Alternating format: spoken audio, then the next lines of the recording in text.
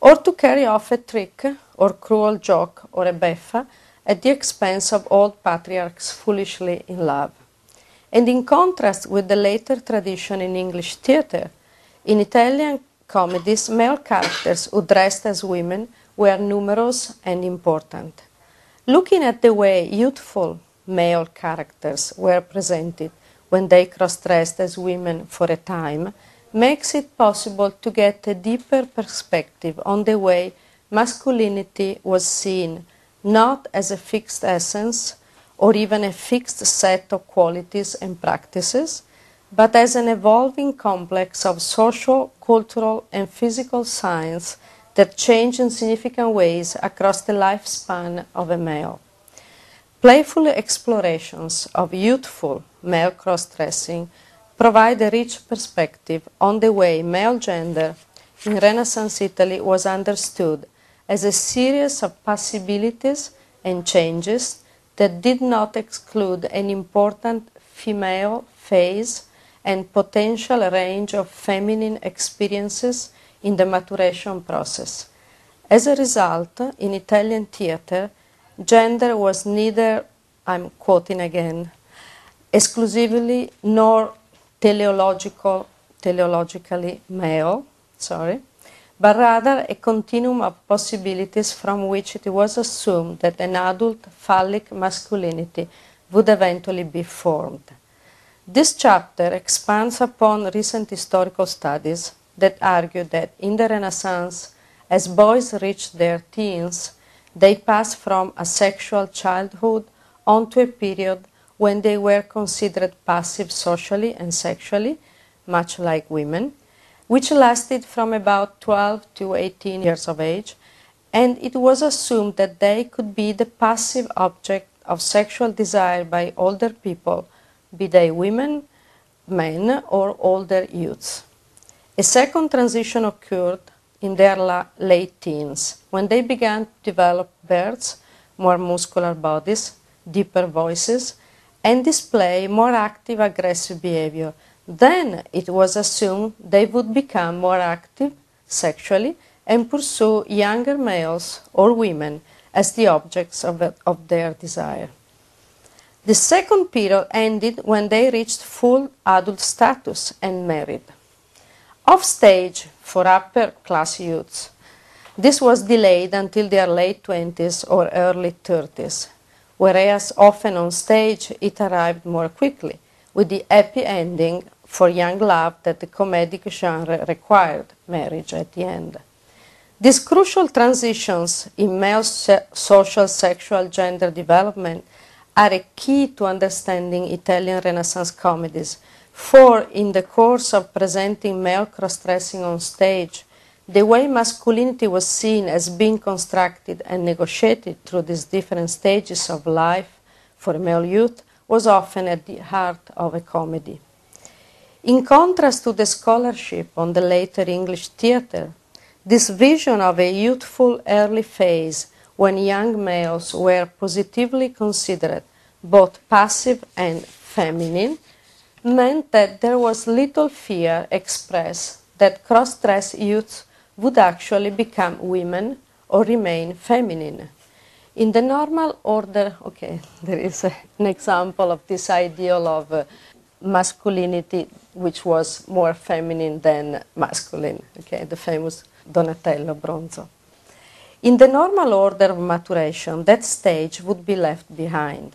The question that concerned Italian comedies was more when, rather than if, one would become a fully active and aggressive mature male. And that question led to a fascination with what I have called scenes of phallic revelation and their frequent concomitant moments of phallic celebration. Both are very little discussed critical moments in many Renaissance comedies. Yet, regularly after a phallic revelation was reported enthusiastically to the audience by another character, with the hands-on, the ground was prepared for the other revelations and recognition that cleared up all the confusion and misconception of the plot and led rapidly to the concluding marriage or marriages. Chapter 4, Sodomy and Comedy, looks more closely at the homoerotic play of macho Renaissance comedy. As noted, most cross-dressing comedies involving males portray youths in a period of transition from passivity and femininity to a more active masculine approach to life and desire. Thus, they are frequently portrayed as objects of mistaken male desire. But a few comedies do not fit this pattern, and interestingly in them, there are adult male characters, or at least characters clearly at an age where they should be anxious to move on to adult status, who without any cross-dressing involved are attracted to other males and often presented very positively. This text revealed that while the transition from passive to active was viewed as virtually a given, the transition did not automatically entail a focusing on females as the object of desire. Thus, there was a danger that for some the pleasures of youthful male-male sex could become more than a passing phase on the way to adulthood and marriage. In this, it seems that some comedies were no longer talking simply about a sexual practice, male sodomy, but about a deeper, may I say this, sense of sexual identity and more permanent desire for male sexual partners, with apologies to Foucault and his followers. The last chapter, The Plane of Matrimony, discusses the way marriage was portrayed as a crucial but conflicted base of social organization, and the way in which virtually all comedies resolve the conflicts and misunderstandings with the final marriage or series of marriages.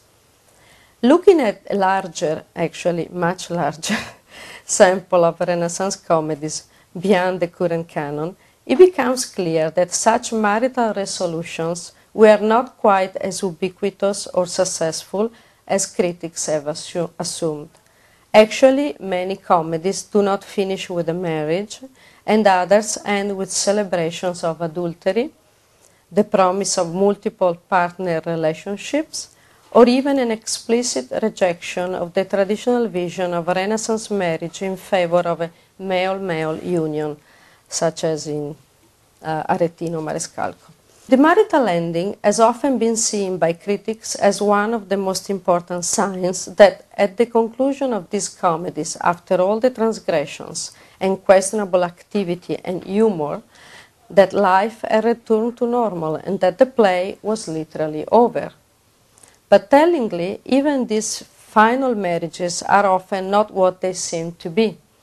From a patriarchal perspective, they were seldom ideal marriages, sensibly arranged by parents or fathers, according to the Renaissance ideal. In fact, often they were neither sensibly arranged nor even the result of passionate love rewarded, but rather suddenly tacked on in a fashion that suggests that the young newlyweds would have little prospects of living happily ever after. Also, happy marriages will virtually never appear within the comedies themselves.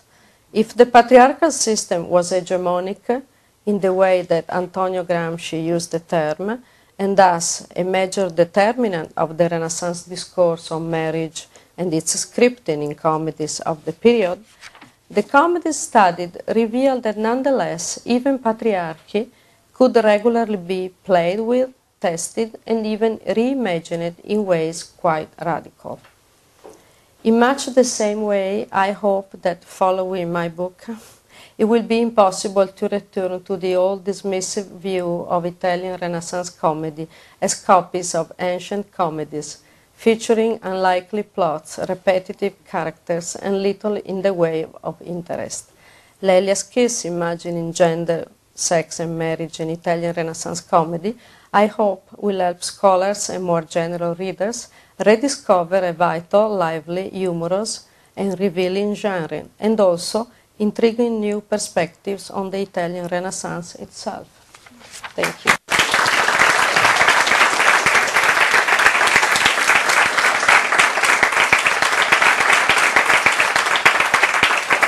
I just had a question about your comment about marriages are never happy in the plays. And it made me wonder, do you think that these plays are supposed to be about everyday life, or do you think the drama of the play is the upsetting of everyday life? Well, it's a good question.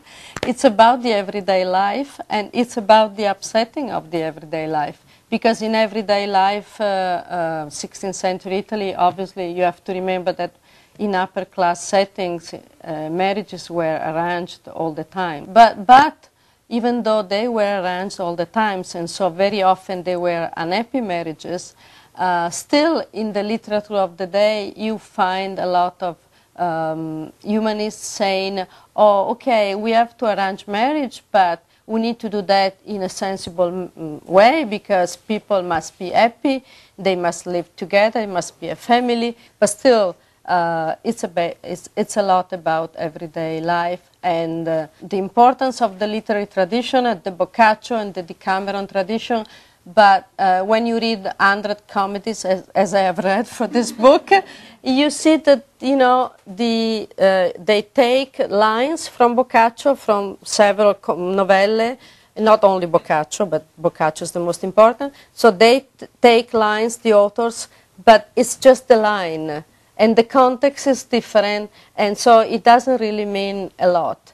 But, you know, and actually there are 2 centuries in the middle and a lot of things happening.